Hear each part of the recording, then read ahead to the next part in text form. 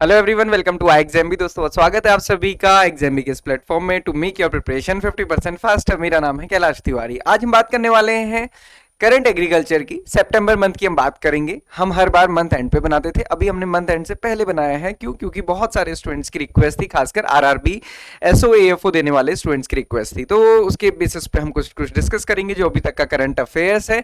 और मैं आपको एक चीज और भी बताने वाला हूँ दोस्तों। करंट अफेयर हम कहते किसको हैं? सिर्फ ये नहीं कि जो पीआईबी में आ गया वो करंट अफेयर है, या फिर कुछ भी गवर्नमेंट ने न्यूज दी वो करंट अफेयर है। उसके अलावा बहुत सारी चीजें करंट अफेयर है, मतलब ऐसी चीजें जो बदल रही हैं, जो चेंज ला रही हैं।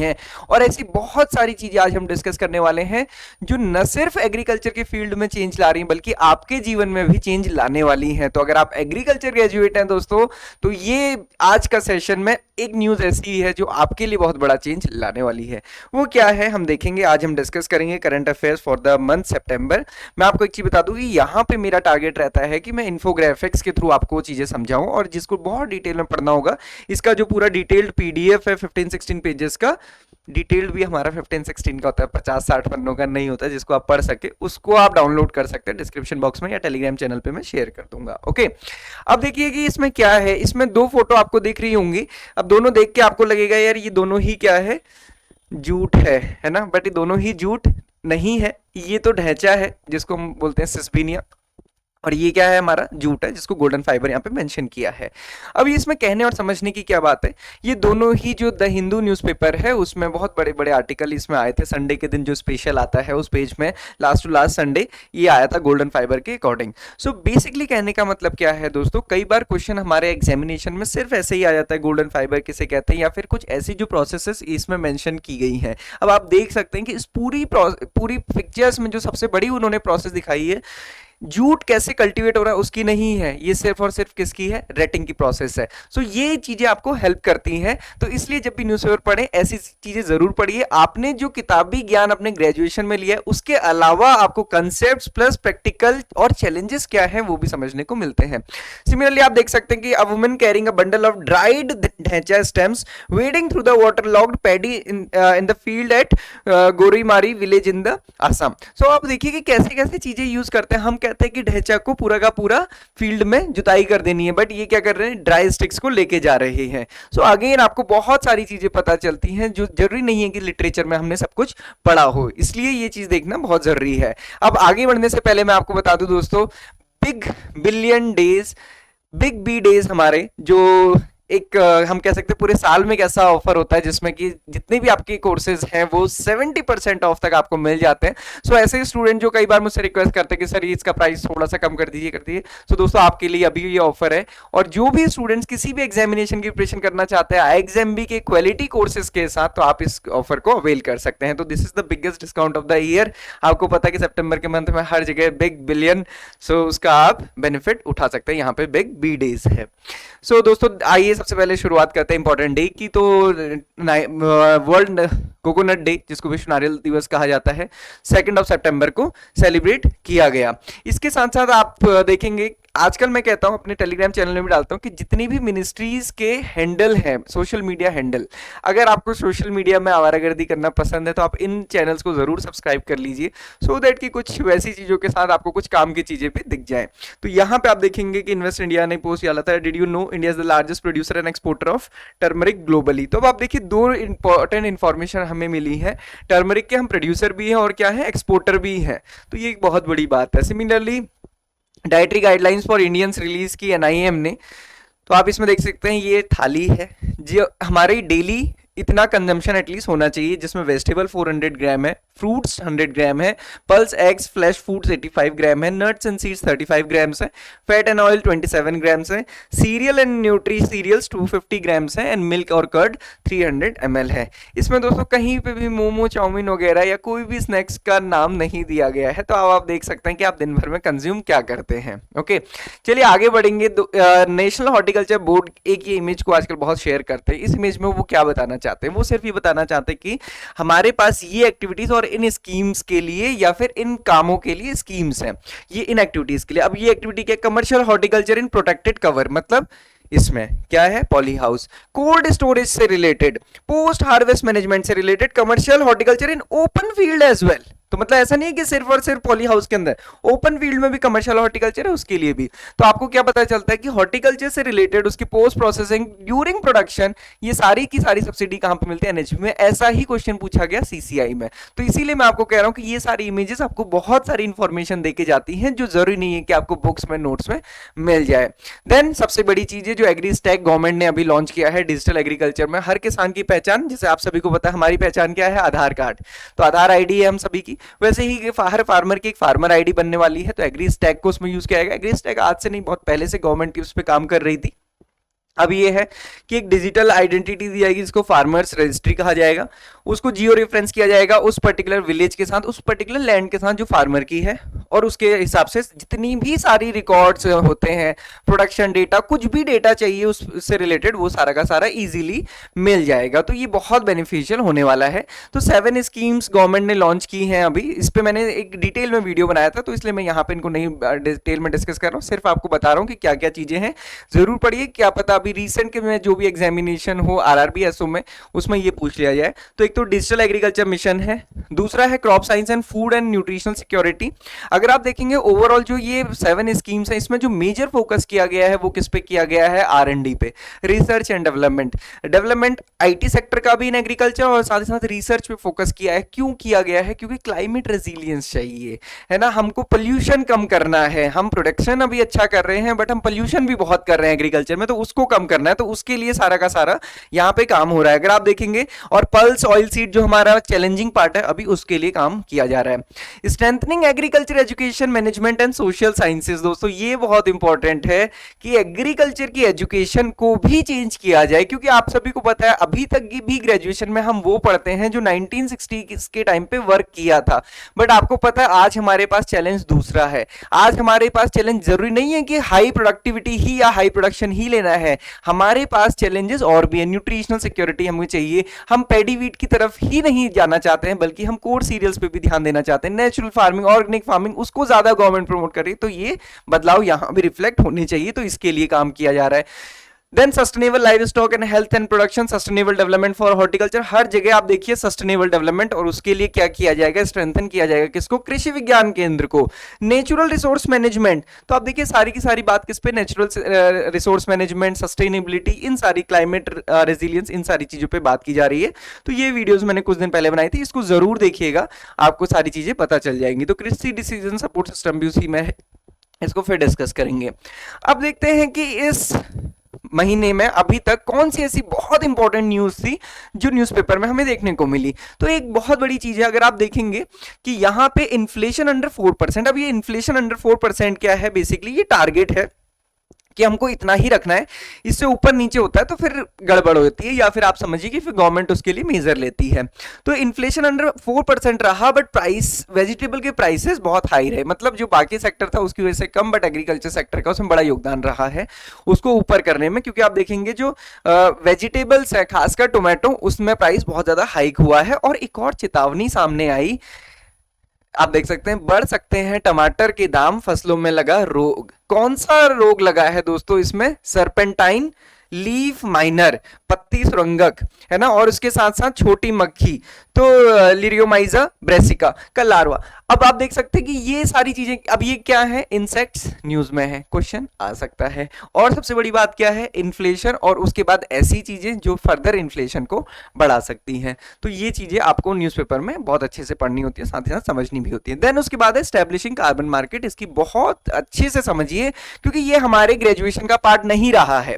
हमने ग्रेजुएशन में, मेरे को नहीं पता कि कितनों ने ये नाम सुना था अपने ग्रेजुएशन टाइम में, मैंने तो नहीं सुना था अपने ग्रेजुएशन के टाइम पे, कार्बन फार्मिंग। तो कार्बन फार्मिंग आप देखेंगे आज के टाइम पे ये चीजें चल रही है। क्यों चल रही है? क्योंकि हम बेसिकली बनाना क्या चाहते हैं, कार्बन मार्केट। आप इस पैराग्राफ को ही पढ़ेंगे तो भी आपको सारी चीजें समझ आ जाएंगी। यहां पे लिखा है कि Finance Minister signaled that polluting industries such as iron, steel and aluminium will have to conform with the emission target। भैया ये जो इतना पोल्यूशन कर रही है उनको कुछ टारगेट अपने अचीव करने होंगे। जैसे आप सभी को पता है अंबानी जी के पास जो पेट्रोलियम का प्लांट है वो बहुत पोल्यूशन कॉज करता है, इमिशन कॉज करता है। तो वहां पे उन्होंने गुजरात में एक बहुत बड़ा मैंगो का ऑर्चर्ड भी लगाया जिससे एक्सपोर्ट भी होता है। तो देखिए नेचर के लिए भी है और साथ ही साथ बिजनेस के लिए भी है। तो सिमिलरली यहाँ पे बात की जा रही कार्बन मार्केट की, और कार्बन मार्केट को एसोसिएट किया जाएगा क्योंकि कार्बन क्रेडिट की यहाँ पे बात होती है। कार्बन क्रेडिट क्या होता है? बेसिकली कार्बन फार्मिंग से भी थोड़ा एसोसिएटेड है। मतलब क्यों? फार्मर फार्मिंग कर रहा है, जो भी प्लांट लग रहे हैं वो CO2 को एब्जॉर्ब कर रहे हैं।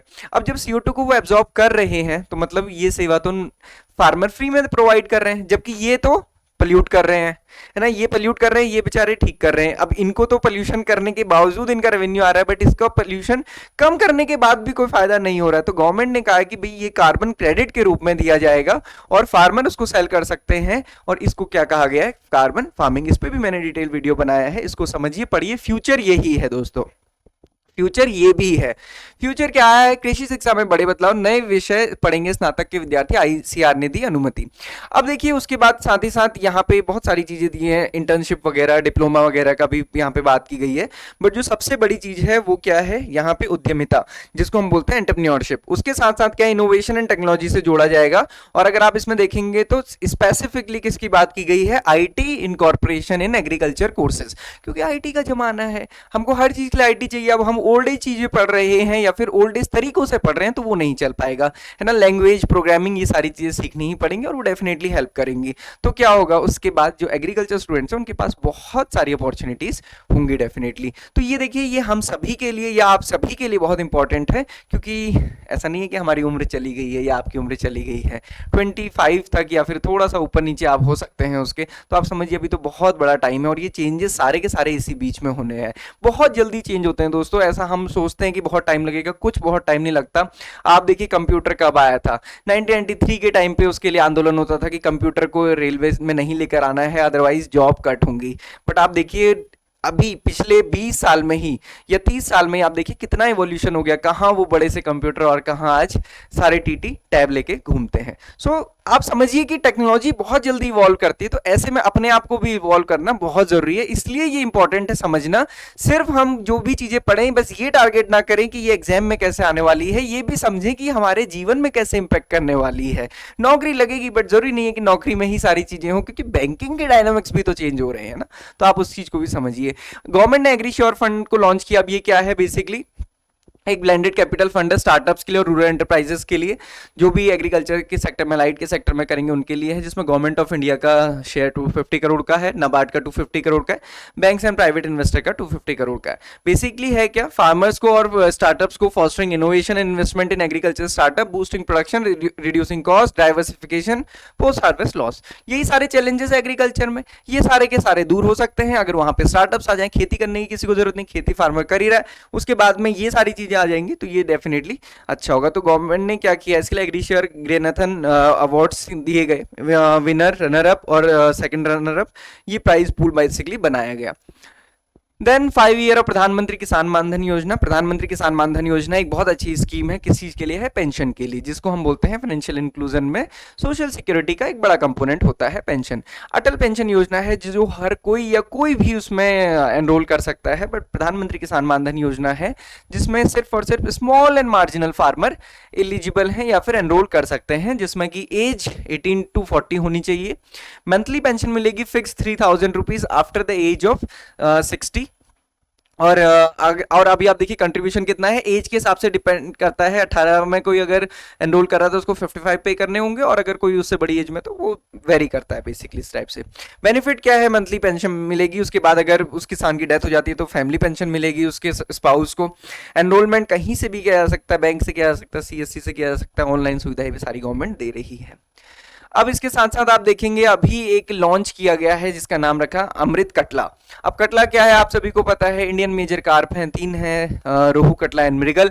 उसमें जो कटला है उसके लिए उसको जेनेटिकली इंप्रूव किया गया कटला, लेबियो कटला को, launch by the union minister Shri Rajiv Ranjan Singh ji, जिन्होंने ICAR CIFA भुवनेश्वर में इसको किया है। बेसिकली क्या है, इस पे काम किया गया पहले से ही, क्योंकि आप सभी को होता है ब्रीडिंग के काम एक दिन में तो होते नहीं है, बहुत टाइम लगता है। कटला के बॉडी वेट को इंप्रूव करने का टारगेट लिया गया था। तो डिफरेंट स्टेट से चाइनीज स्ट्रेन्स को कलेक्ट किया गया और फिर देखा गया कि कितना उसमें जेनेटिक गेन है, जो भी रिसर्च है उसको करके। तो और यहाँ पे रिजल्ट अभी हमारे पास क्या है कि फील्ड के ट्रायल ने बताया कि जो एवरेज वेट है वो कितना है, 1.8 kg in polyculture system compare to 1.2 kg for the local strain in 1 year. तो इतना चेंज इसमें आ रहा है। तो ये क्या है? अमृत कटला। अगेन ये क्वेश्चन AFO में भी पूछा जा सकता है। ओके, इसके लिए डिटेल आपको पढ़नी है, मैं पीडीएफ आपको दे दूंगा, आप जरूर पढ़िए। गवर्नमेंट ने एक ऐप लॉन्च की है, रंगीन मछली ऐप। अभी रंगीन मछली क्या है, आपको रंगीन से ही समझ आ रहा है कि रंगीन क्या होता है। ऑर्नामेंटल फिश होती हैं, ऑर्नामेंटल फिश कहाँ यूज होती है, घर में, एक्वेरियम में या हर जगह। तो उसको बहुत अच्छे से डेवलप किया जा सके, उस सेक्टर को डेवलप किया जा सके, तो उसके लिए है। उसमें है क्या, बेसिकली एजुकेशन मॉड्यूल्स हैं, बेसिक्स ऑफ एक्वेरियम केयर है, कोई भी इसको यूज कर सकता है। तो ये गवर्नमेंट ने रंगीन मछली ऐप को लॉन्च किया है। इसके साथ साथ ब्लू रेवोल्यूशन से लेकर प्रधानमंत्री मत्स्य संपदा योजना तक का सफर यहाँ पे डिस्कस किया गया। क्यों डिस्कस किया गया, क्योंकि 2020 में स्कीम लॉन्च की गई थी प्रधानमंत्री मत्स्य संपदा योजना, जिसको 5 साल 2024 में हो गए हैं। तो आप देखेंगे इसमें ये टारगेट, इसके टारगेट तो हम बाद में देखेंगे, बट यहाँ पे हम एक हायरार्की देख सकते हैं या फिर इवोल्यूशन देख सकते हैं ब्लू रेवोल्यूशन का क्या। 2015-16 में ब्लू रेवोल्यूशन की स्कीम को लॉन्च किया गया। 17-18 में national marine fisheries policy launch की गई। ये इंपॉर्टेंट है दोस्तों, क्वेश्चन पूछ लिया जाता है कि मेरीन फिशरीज पॉलिसी कब लॉन्च की गई है। 18-19 में fisheries aquaculture infrastructure development fund launch किया गया, जिसको हम बोलते हैं FIDF। 18-19 इंपॉर्टेंट, बहुत बार क्वेश्चन पूछा जा चुका है, केसीसी फैसिलिटी इन फिशरीज में दी गई। 18-19 में ही exclusive department of fisheries create किया गया है ना, पहले नहीं था। 2019-20 में एक सेपरेट मिनिस्ट्री बना दी गई। पहले ये डिपार्टमेंट सब कहाँ थे, मिनिस्ट्री ऑफ एग्रीकल्चर के अंदर, फिर ये एक सेपरेट मिनिस्ट्री बना दी गई। 2020 एंड 21 में प्रधानमंत्री मत्स्य संपदा योजना को लॉन्च किया गया with these targets of PMMSY।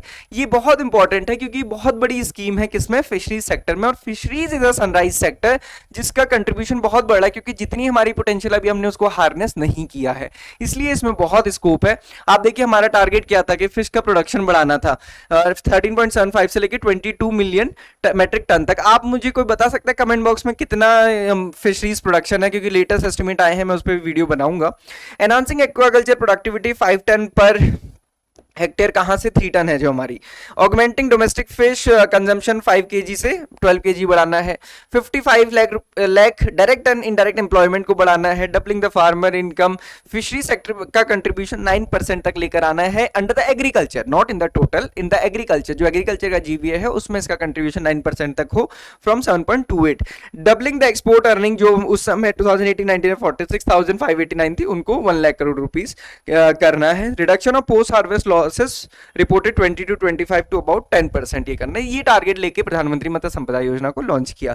सो दोस्तों बहुत डिटेल में मैंने आपको बहुत सारी चीजें बताई हैं, डिफरेंट डायमेंशन से बताई हैं। आप मुझे बताइएगा कि आपको चीजें कैसी लगी, कुछ सीखने को मिला कि नहीं मिला, और किसी भी डाउट क्वेरी क्वेश्चन के लिए आप हमें कनेक्ट कर सकते हैं। हर एग्जामिनेशन के लिए ये इंपॉर्टेंट है, किसी भी गाइडेंस, किसी भी चीज के लिए आप हमें कनेक्ट कर सकते हैं। जिस भी एग्जामिनेशन की प्रिपरेशन कर रहे हैं, प्रिपरेशन अच्छे से करें, खाली यूट्यूब पे तमाशा ही ना देखें, बाकी जगह आप देखते ही है। तो कुछ इंपॉर्टेंट और इंटरेस्टिंग चीजें पढ़े, मैक्सिमम टाइम अपना पढ़ने में लगाएं और साथ ही साथ मॉक टेस्ट में लगाएं, वो आपको बहुत अच्छी और बहुत जल्दी सक्सेस जरूर दिलाएगा। This is all for today, thank you everyone for watching this video and have a great day ahead.